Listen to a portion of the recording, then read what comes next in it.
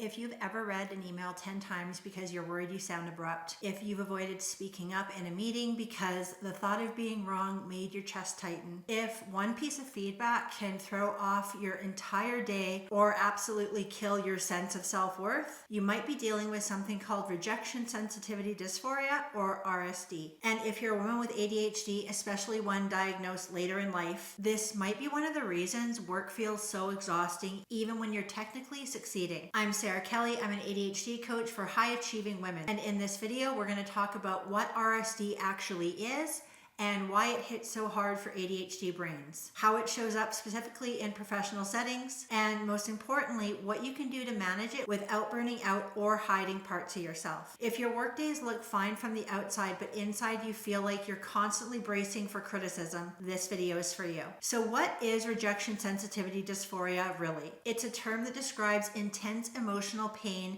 that comes from real or perceived rejection, disapproval, or criticism.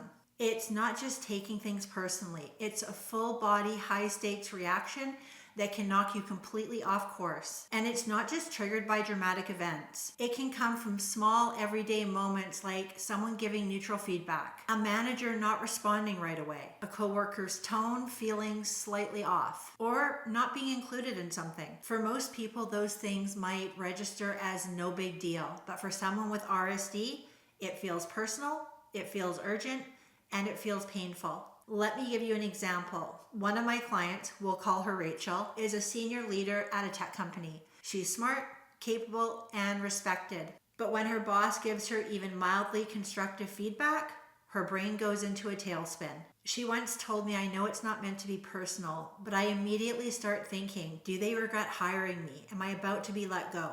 Then she'll work twice as hard as everyone else for the next few days. Not because she needs to, but because she's trying to outrun the fear of being seen as not enough. And by the end of the week, she's completely depleted. That's what RSD can do. It pulls you out of the present moment and into an emotional storm. And for women with ADHD who are already managing a heavier mental load, it can become a serious barrier to thriving at work. So why is RSD so common for ADHD women? ADHD affects executive function, the brain system for regulation. That includes regulating your attention, your motivation, your impulses, and your emotions. So when something happens that even hints at the slightest chance of disapproval, your nervous system jumps into high alert. Add to that years of masking, people pleasing, and internalizing pressure to keep up. And your brain learns to scan for rejection constantly. And this doesn't mean that you're overreacting. It's that your brain is reacting to a perceived threat, and it doesn't have the tools to slow it down.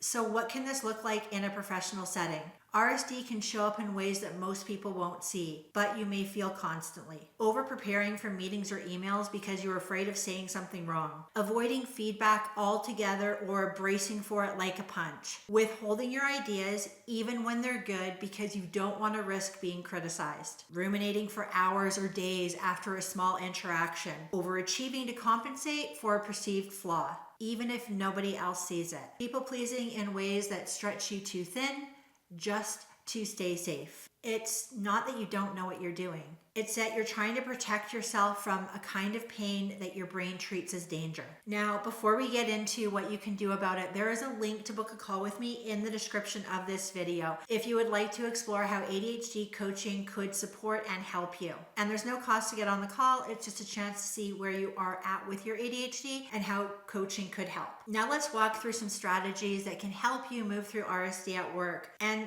not by ignoring it, but by understanding what your brain actually needs.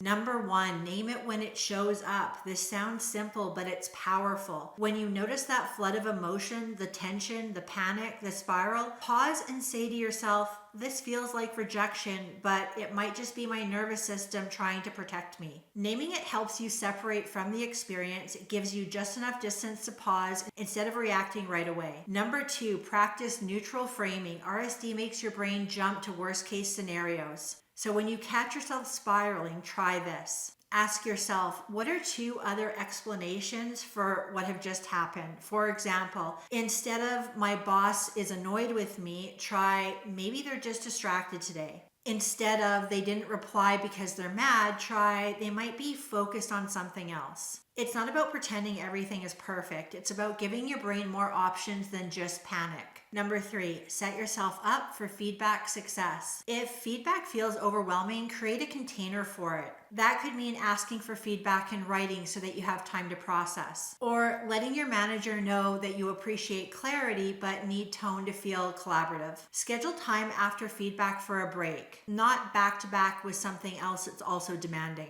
This isn't about you being too sensitive. It's about creating a system that supports your nervous system. Number 4, don't tie your worth to flawless performance. And this one is really tough for us, especially if you've built a career by being the one who always delivers. But when your sense of self-worth is tied to doing everything perfectly, RSD will always feel like a threat.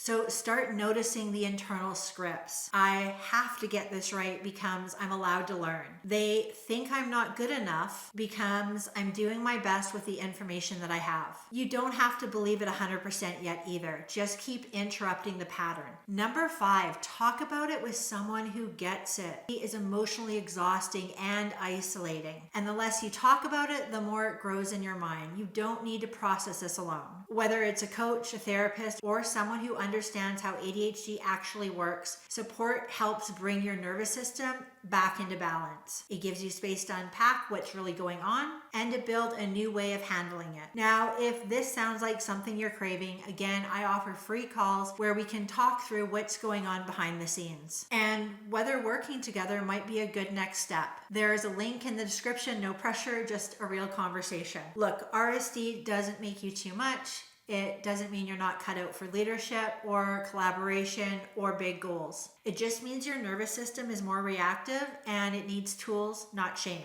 You don't need to keep walking on eggshells. You don't need to keep performing at the expense of your own well-being. You just need support that actually fits how your brain works instead of someone else's version of success. If this video felt familiar, feel free to like it or to share it with someone who probably looks like they're fine but feels like they're barely holding it together. And again, if you're ready for something more sustainable, there is a link to book a call with me in the description of this video. Take care, thank you for watching, and I'll see you next week in the next video.